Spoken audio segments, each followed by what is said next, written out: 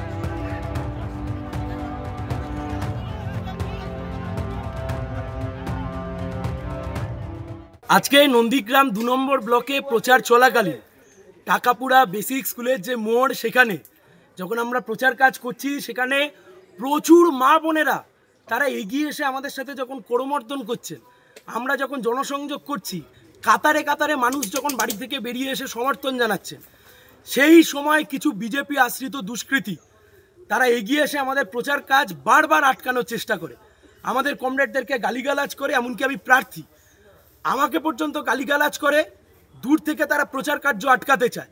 পাল্টা সেখানে আমরা প্রতিরোধ গড়ে তুলি। এরা হচ্ছে সেই লোক যারা কিছুদিন আগে তৃণমূল কংগ্রেসের ঝান্ডা ধরে নন্দীগ্রামকে অশান্ত করত, আজকে এরা বিজেপির ঝান্ডা ধরে নন্দীগ্রামকে অশান্ত করছে। নির্বাচন কমিশনের দৃষ্টি আকর্ষণ করব যে নির্বাচন কমিশন এই মুহূর্তে গোটাটাকে হ্যান্ডেল করছেন, কিভাবে এই সমস্ত মোস্তানরা এখানে এই সমস্ত গুন্ডামি করার চেষ্টা করছে। পাল্টা প্রতিরোধ আমরাও করেছি। খবরদারের জন্য কেউ ভাববেন না কেউ চোখ দেখাবেন আর চোখ দেখানো দেখে আমরা ময়দান ছেড়ে চলে যাব। যেখানে চোখ দেখাবেন ওখানে পাল্টা দাঁড়িয়ে লড়াই করব।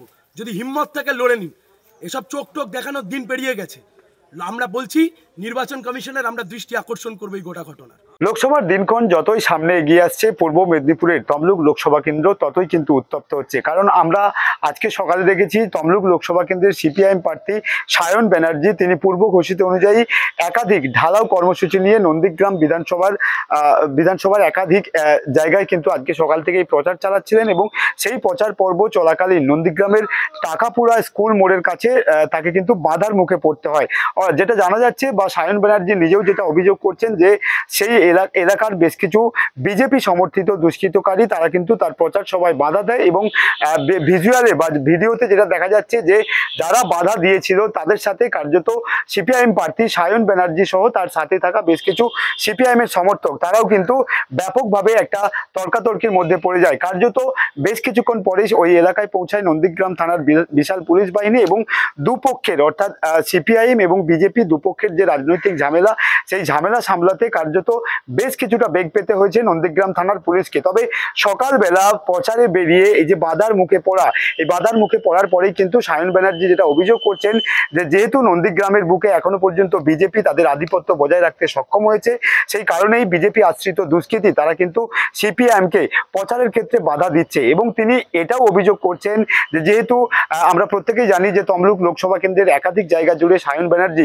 সকাল থেকে সন্ধ্যা রাত দিন কিন্তু অক্লান্ত পরিশ্রম করে প্রচার পর্ব চালিয়ে যাচ্ছেন এবং তার এই প্রচার পর্বকে দামানোর জন্যই কিন্তু বিজেপি সমর্থিত যারা কর্মী সমর্থক তারা কিন্তু বাধা দিচ্ছে সিপিআইএম প্রার্থী সায়ন ব্যানার্জিকে, এমনটাই কিন্তু অভিযোগ করেন সায়ন ব্যানার্জি। শুধু তাই নয়, এই যে আজকের ঘটনা, এই ঘটনা নিয়ে কার্যত নির্বাচন কমিশনের দ্বারস্থ হওয়ার কথাও জানিয়েছেন সায়ন ব্যানার্জি। তবে নন্দীগ্রামের বুকে সিপিআইএম প্রার্থী সায়ন ব্যানার্জির এই বাধা ঘিরে কিন্তু একাধিক প্রশ্ন ওঠা শুরু হয়েছে রাজনৈতিক মহলে। যদিও বিজেপির পক্ষ থেকে এই অভিযোগ অস্বীকার করে হলেও তারা কিন্তু ভিডিও বার্তার মাধ্যমে কোনো কিন্তু বলতে রাজি নয় সেখানকার স্থানীয় বিজেপির যারা নেতা নেতৃত্ব রয়েছে।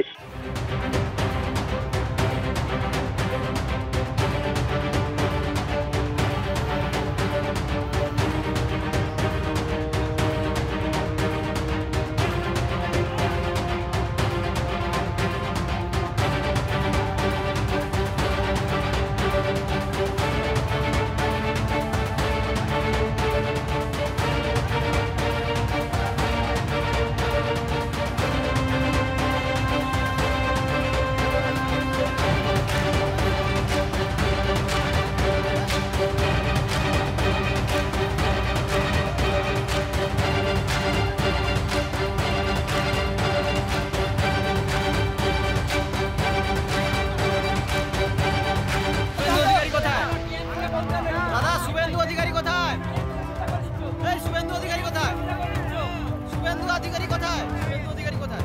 শুভেন্দু অধিকারী কোথায়? কোন দলে? শুভেন্দু অধিকারী কোন দলে ছিল? কোন দলে ছিল? কোন দলে ছিল? কোন দলে ছিল? কোন দলে ছিল? মার খেয়েছিল কার দ্বারা? আক্রান্ত হয়েছিল কার দ্বারা? আক্রান্ত কি বলছো?